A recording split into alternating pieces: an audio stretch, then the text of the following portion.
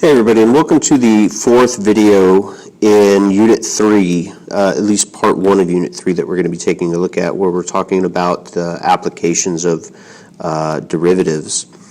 Now, those of you that are following along with the notes that I have for this course, this first part is really intended for you to do it independently and then see what conclusions that you're able to make on your own. So, pause the video, graph the functions, or graph the secant lines and the tangent lines the way the instructions are asking you to do in parts 1 through 6, or really in parts 1 and 2, and then try to answer questions 2 or 3, 4, 5, and 6 and see what you come up with, and then hit play and see what I have for my results. So looking at the functions, and again, I'm presuming that you've done what I've asked you to do, it's asking you to identify where are the secant lines, the average rates of change between the given points on the function. So here, we're given a function with an interval of 1 to 9, and it's asking us, okay, well, graph the secant line. Sure, no problem.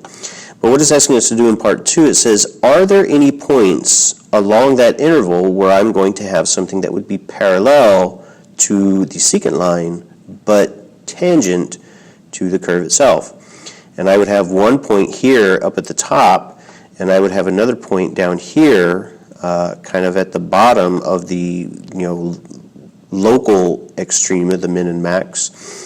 And so on that interval from 1 to 9, there's actually going to be two places along that interval where the average and the instantaneous rates of change are the same. And that's essentially what the mean value theorem is telling you, is that the average rate of change, which is what the purple line would be, and the instantaneous rates of change, which is what the red lines are going to have the same slope. Therefore, they are equal in value. And the one on the right, figure 2, the secant line that we would have here, it would be what you see in purple. But the interval that you have, the only place that I could really be tangent is at the cusp itself, and that isn't differentiable. We can't have a tangent line to the function there. So there is no tangent line that we could include for this function along the given interval. So for the next one, figure 3, what it's asking you to do, the secant line that you'd have between the given points would be these 2 points, or that purple line that we have there. And is there a place along there, along the interval from 5 to 10, where I'm going to be parallel to that purple line? And we get something pretty close to it, somewhere along the interval here at about x is equal to 6. It looks like we're going to have something pretty similar, or maybe about 5.5 or something. It's somewhere between 5 and 6, where looks like I'm going to have something that's going to be parallel to the secant line. And on figure 4, we have this one here. There's our secant line. And is there something on the interval that is going to be parallel to it? Yes, there is. So that's really what the mean value theorem is asking you to understand. And the first diagram, the first figure that you looked at, really is the best one that lets you see that. There are some places on the intervals where you're going to have the average and instantaneous rates of change being the same. So that's what step 1 and step 2 asked you to do. So let's go ahead and answer parts 3, 4, and 5, and then we'll go back and take a look at 6 on the graph. In each figure, estimate the value where this is occurring. And so these are the points that I got. Which functions are continuous on the given intervals? And I think I have a typo on one of these questions here. But yeah, the first, second, and fourth functions are going to be continuous.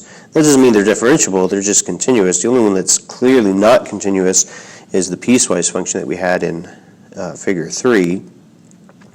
Are the functions differentiable?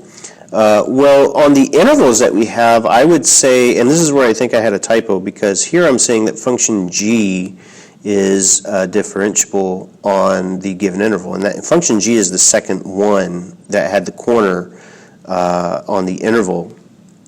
So I think there's a typo here. This really shouldn't say function g, it should say function k, because that's really where we're going to be looking at.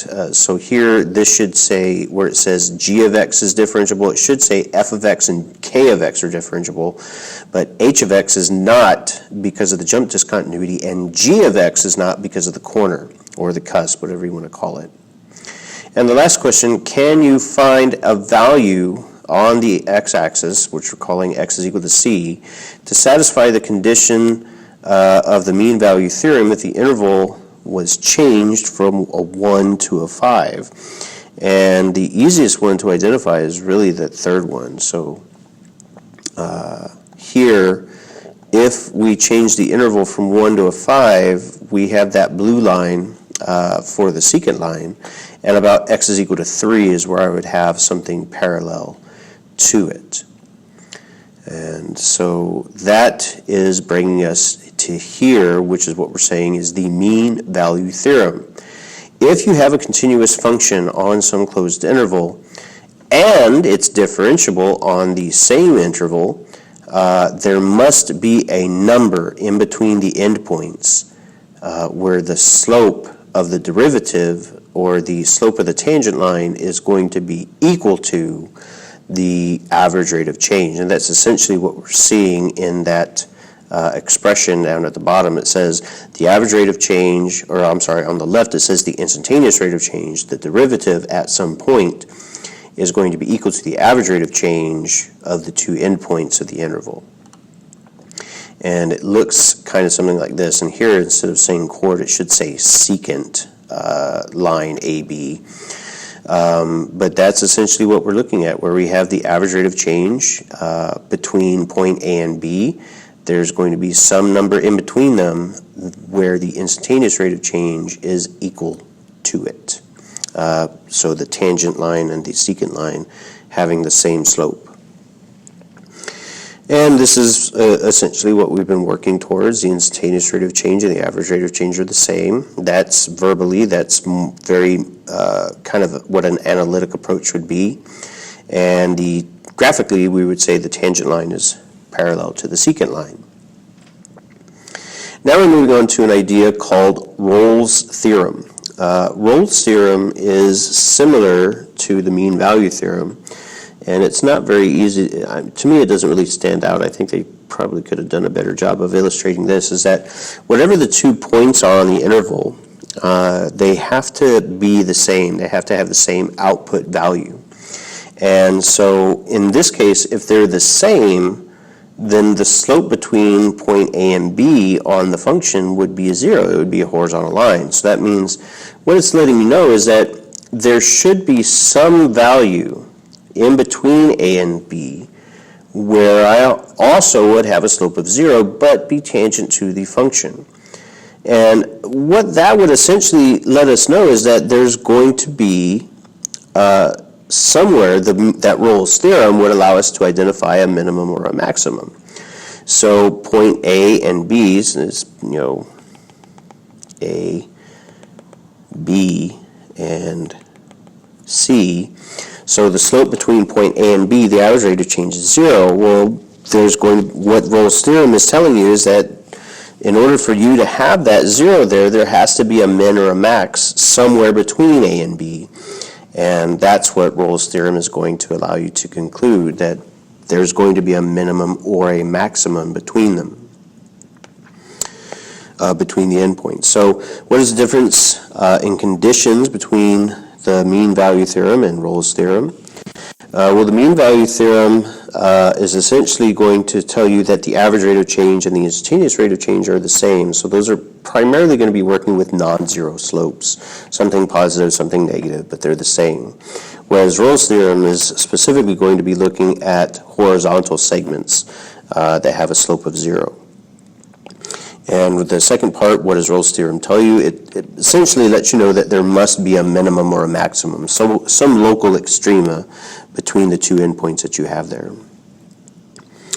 Now at this point, I'm again going to ask you to make sure you pause the video and answer these questions here on your own and see if you can understand what Rolle's theorem or mean value theorem is asking you to identify. So Go ahead and take a moment, pause the video, graph the points in the table that are given to you, and answer the four-part question that follows, parts A, B, C, and D, and see what you come up with. And when you're done, hit play and see what my answers are.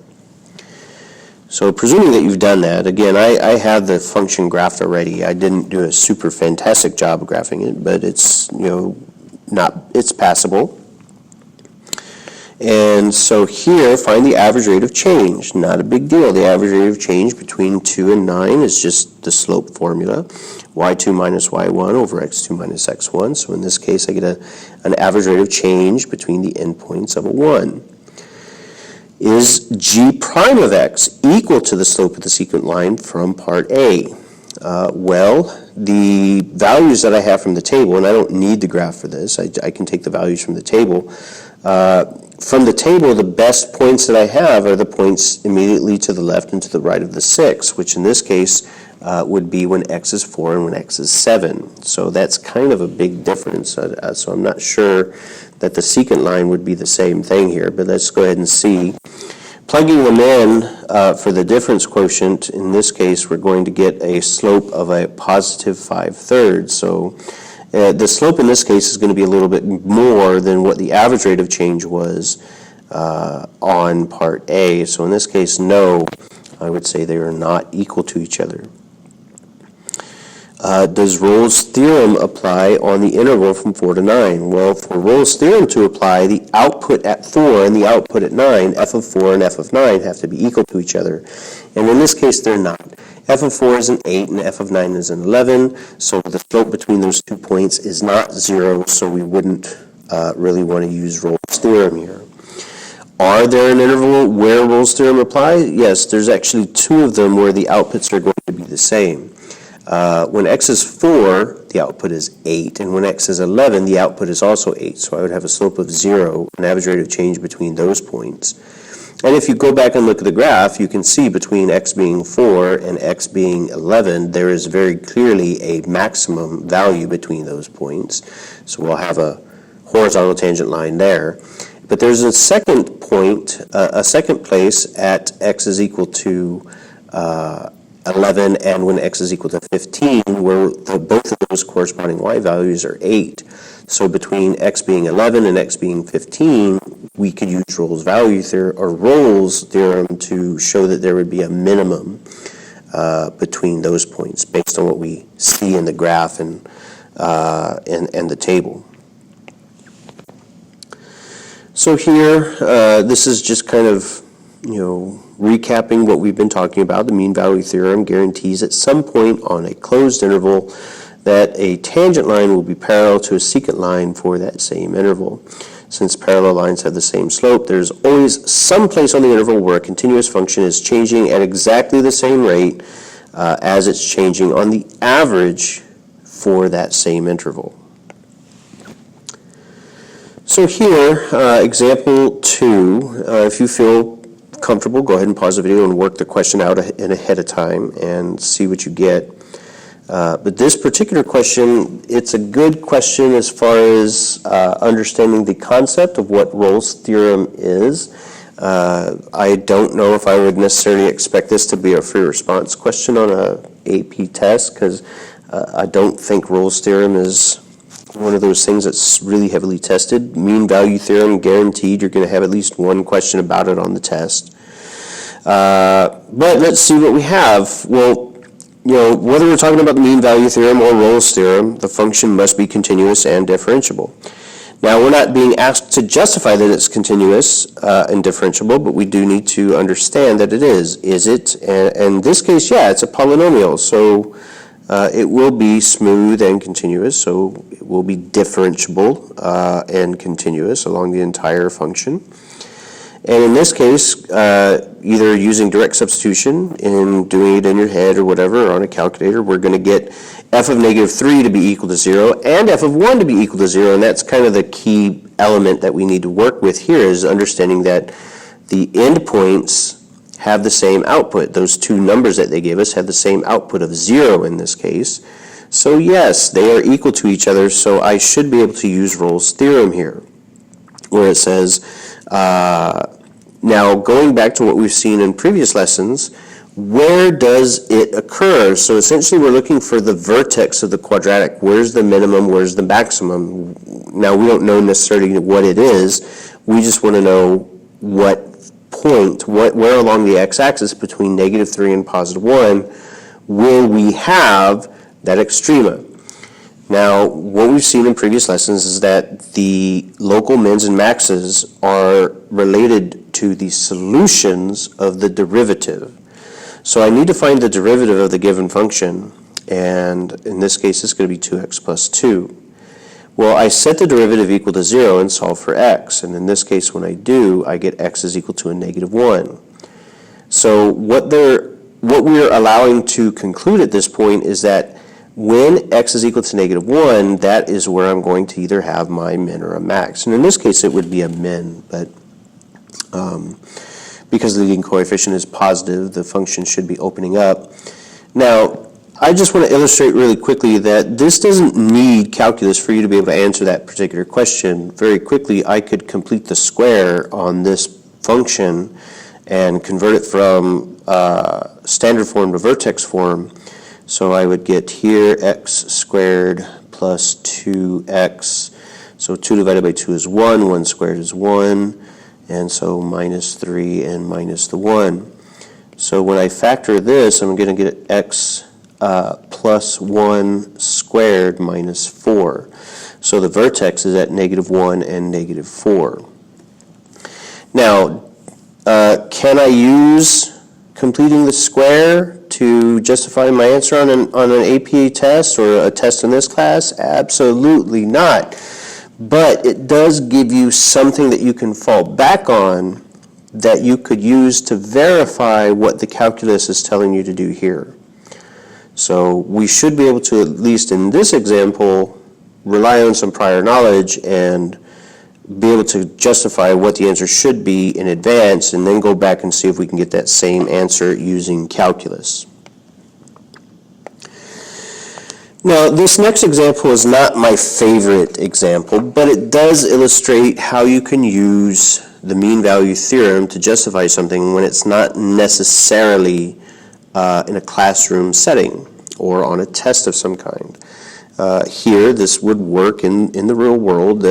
You have a car traveling at 50 miles an hour, and it passes some mile markers. So that initial mile marker is going to be at time 0 when you're traveling at 50 miles an hour. 4 minutes later, the car passes a marker that is 5 miles from the first, but now the speed that the car is going is at 55 miles an hour.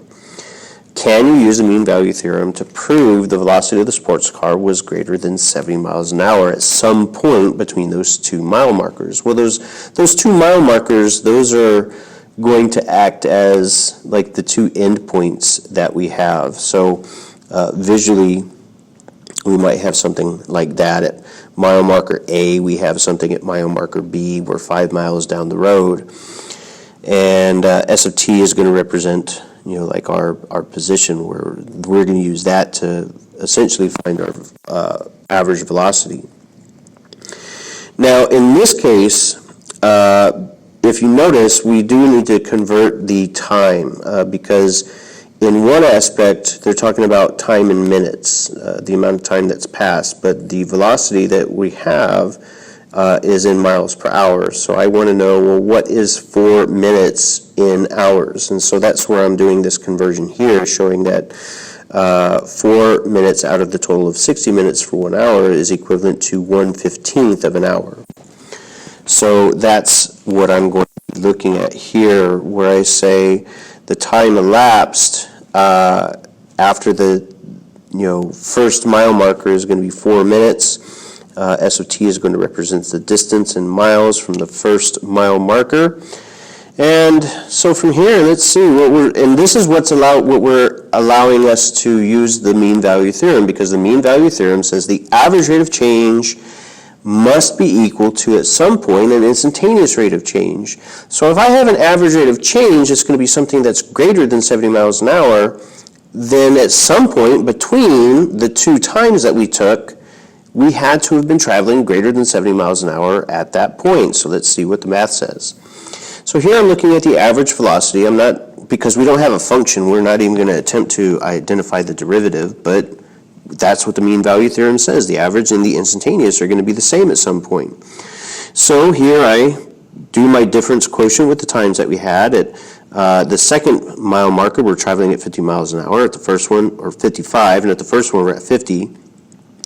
So in the numerator, we're going to get 5 over 1/15th, which would equate to 75 miles per hour. So since the average rate of change between time 0 and time 4 was 75 miles per hour, we can use the mean value theorem to show that at some point between those two time intervals, between time 0 and time 4, that you must have accelerated greater than 70 miles per hour. So there's a decent application question. And what I would like you to do on example 4 is I really would like you to try and pause this one and work this one out ahead of me, and just to see, are you understanding the idea of what the mean value theorem is?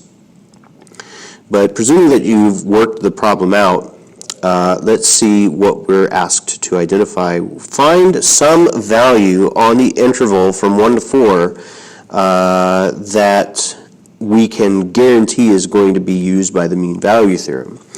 Now, again, the mean value theorem is essentially showing you that the average rate of change and the instantaneous rate of change, the derivative, are the same. So that's what I'm going to say here.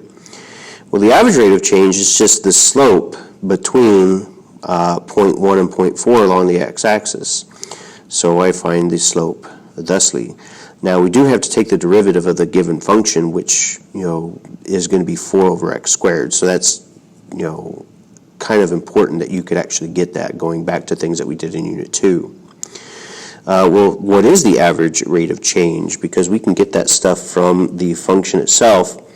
So substituting 4 or substituting 1, in this case, we wind up with the same value in the numerator and in the denominator, giving us a slope of 1.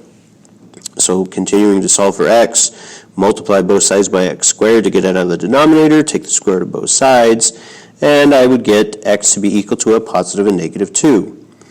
So essentially what I'm showing here is that between 0.1 and 4 on the x-axis, we have an average rate of change that I have in blue, and there should be something when x is 2 that would also have a slope of 1, where the average and instantaneous rates of change are the same. Now, what about the negative 2?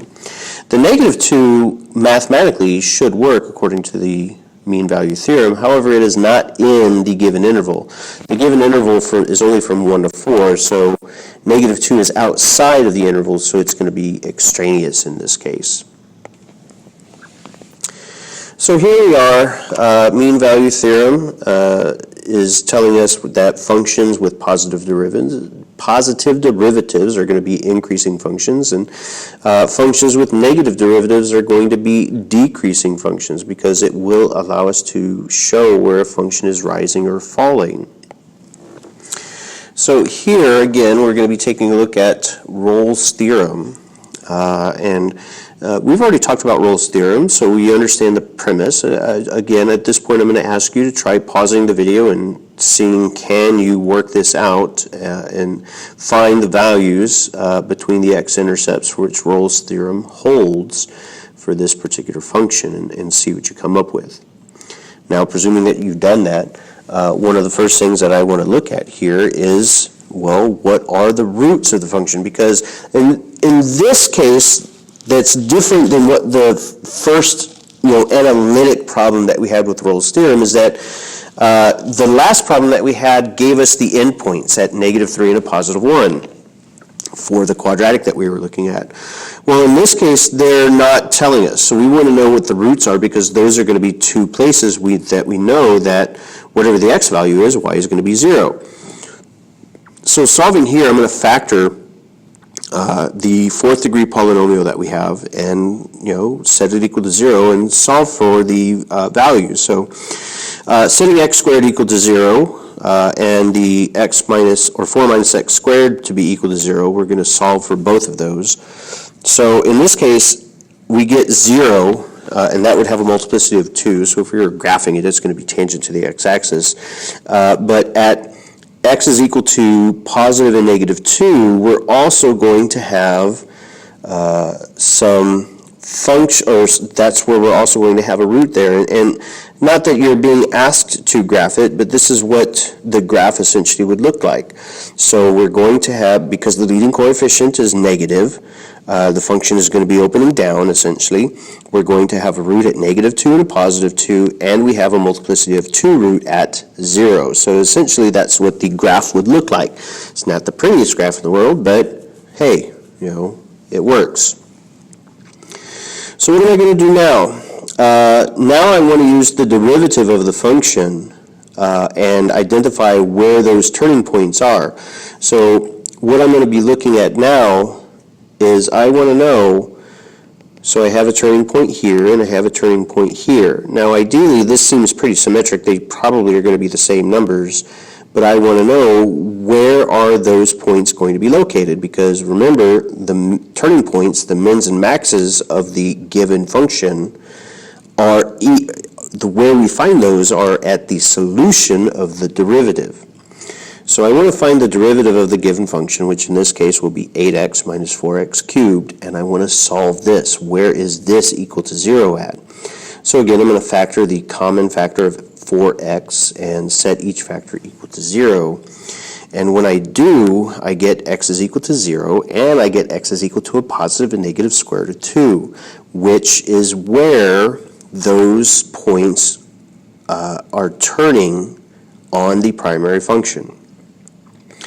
So in this case, Rolle's theorem will apply when x is equal to 0 and when x is equal to a positive and negative 2, because all three of those points are within the given interval from negative 2 to positive 2.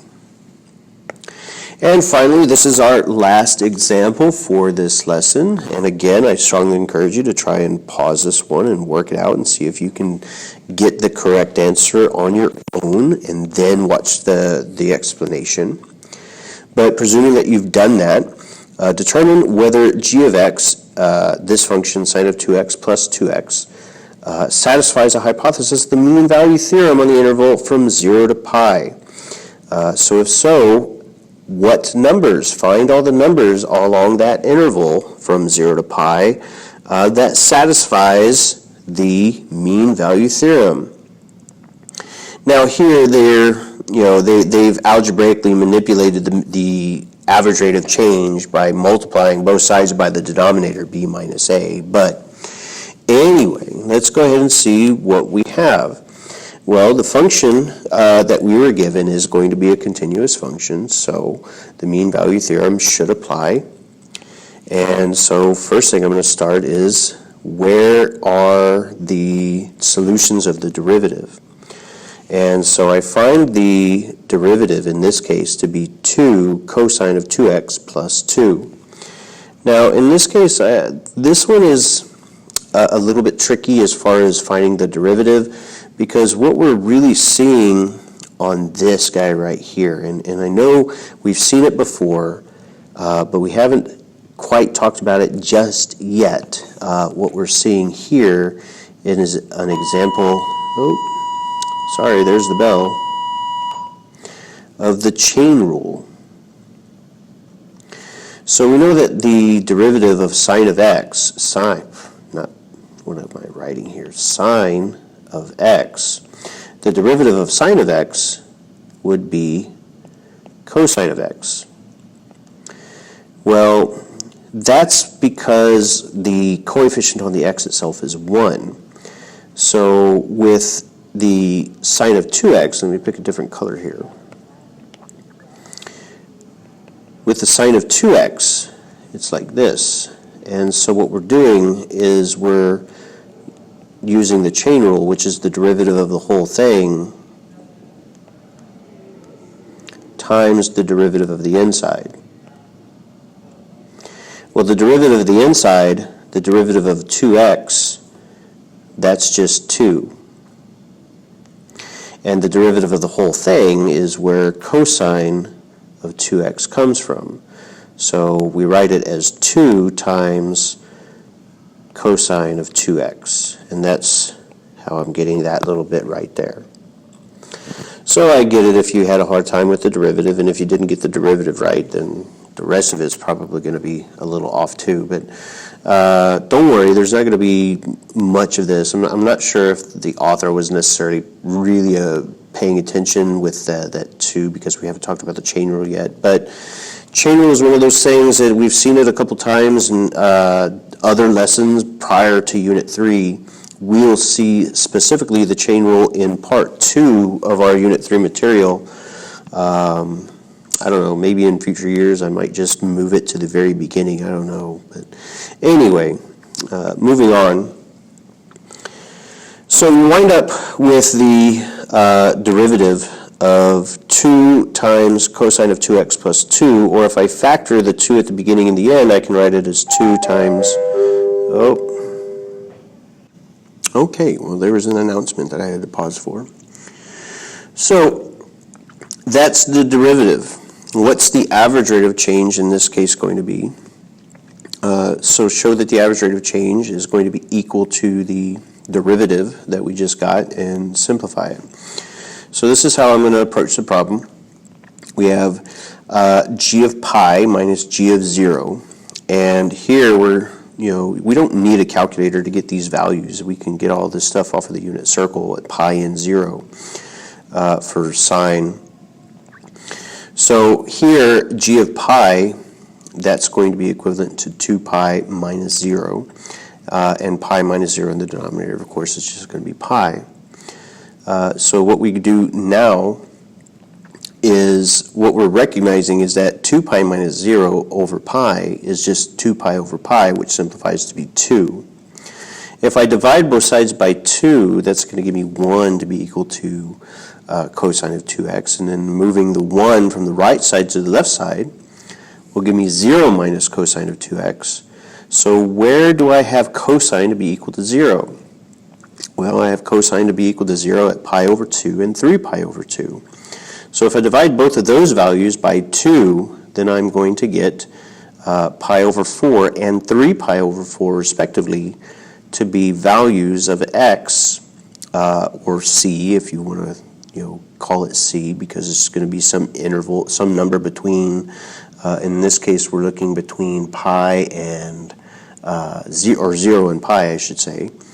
And both of those numbers, pi over 4 and 3 pi over 4, both of those numbers are in between the interval of 0 and pi. So that is, oops, I didn't mean to move that around.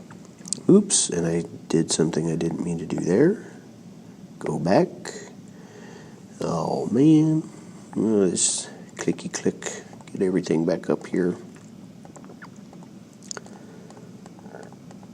There we go, come on, there we go. So that is it, that's what we're looking for. What values, oh, and I didn't get it, there's one more somewhere. Come on, computer, work with me. Pi over 4 and 3 pi over 4, I don't know where it went. There it went, it's way over here now. Well, anyway, for some reason it has, oh, there it is, now it's back. There, pi over 4 and 3 pi over 4. Those are the two places, according to the mean value theorem, where the average rate of change and the instantaneous rate of change will be the same. And that's going to conclude it for our look at the mean value theorem and Rolle's theorem. I hope you were able to get some good information out of it. And if you have any questions about anything, of course, you know how to get in touch with me. Until next time, guys, thank you for watching. Thank you for being awesome, the great kids that you are. And I'll see you in class soon. Take care and bye-bye.